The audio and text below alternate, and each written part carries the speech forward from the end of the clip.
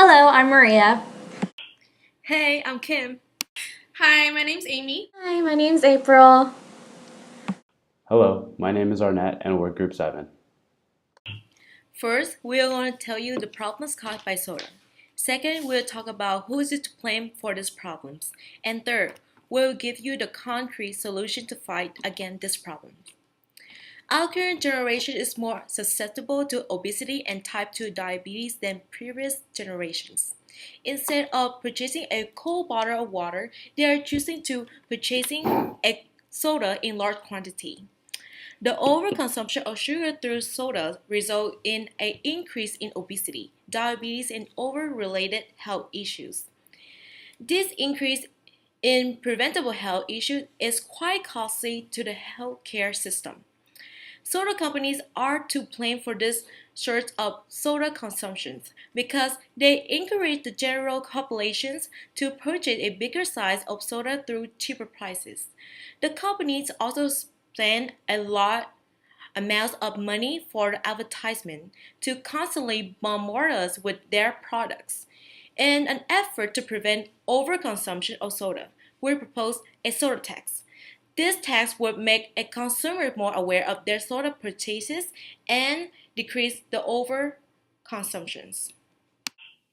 High soda consumption not only affects our personal lives, it also directly affects our healthcare system.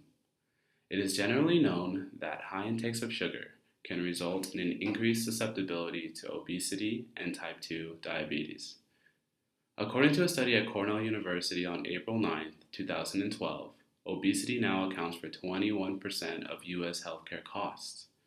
This study reports that an obese person incurs medical costs that are $2,741 higher than if they were not obese. Nationwide, that translates into $190.2 billion per year, or 20.6% of national healthcare expenditures. Leading author John Cawley states, historically, we've been underestimating the benefit of preventing and reducing obesity.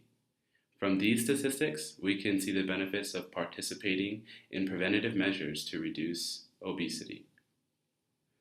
Type 2 diabetes is another preventable health condition that is also caused by high intakes of sugar. An individual does not necessarily have to be obese to be afflicted by this condition. In 2013, Zhao Zhu, PhD, published an article for American Journal of Preventive Medicine concerning the lifetime direct medical costs of treating type 2 diabetes. Shockingly, the average lifetime healthcare costs of men and women with type 2 diabetes between 25 to 65 years of age was $85,225. Over the lifetime, type 2 diabetes and obesity impose a substantial economic burden on our economic system. Effective interventions that prevent these conditions might result in substantial long-term savings in healthcare costs.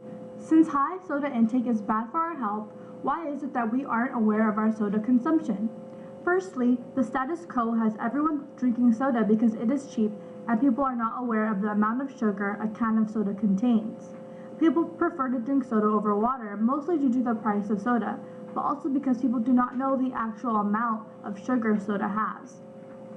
Secondly, in turn, soda companies end up paying an enormous amount of money to advertise their product. For example, according to a January 25, 2014 article published on USA Today by Emily Coyle, a reporter for USA Today, Coyle stated that Pepsi ranked second in paying $3 million this past year for their ad in the Super Bowl. From 2009 to 2013, Pepsi has spent $97 billion in advertising, increasing the sale of soda and increasing sugar intake for Americans.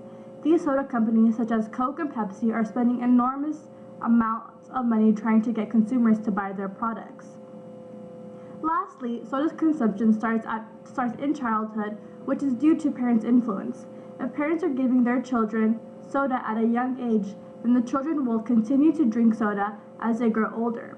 The cycle will only continue if people are informed about the sugar intake they receive by drinking sodas. So these companies are making a lot of money and spending a lot of money to continue the cycle of people such as Americans drinking soda.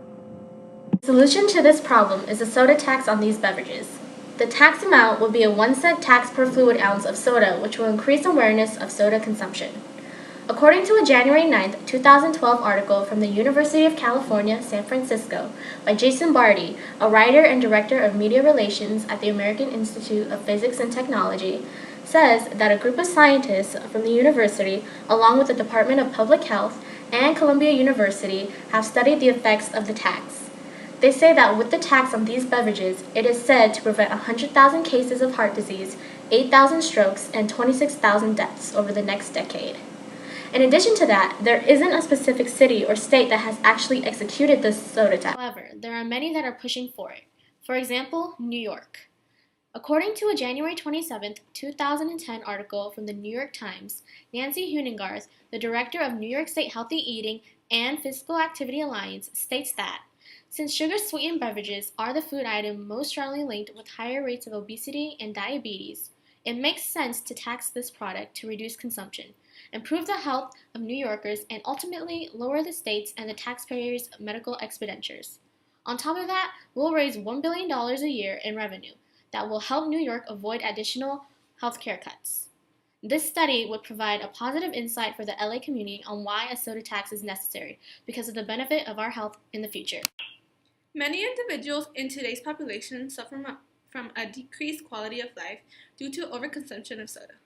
First, we discussed how overconsumption of soda impacts our health, making us more prone to obesity and type 2 diabetes. We also discussed how these conditions cause decrease in the quality of life and overspending in healthcare. Secondly, we established why soda companies are to blame for the increased soda consumption. The companies encourage the general population to purchase large-sized sodas through cheaper prices. These companies also spend large amounts of money for advertisement to constantly promote and increase the consumption of the general population. A concrete solution that could help reduce the deleterious effect of soda would be to impose a soda tax. This tax would increase consumer awareness and reduce overconsumption.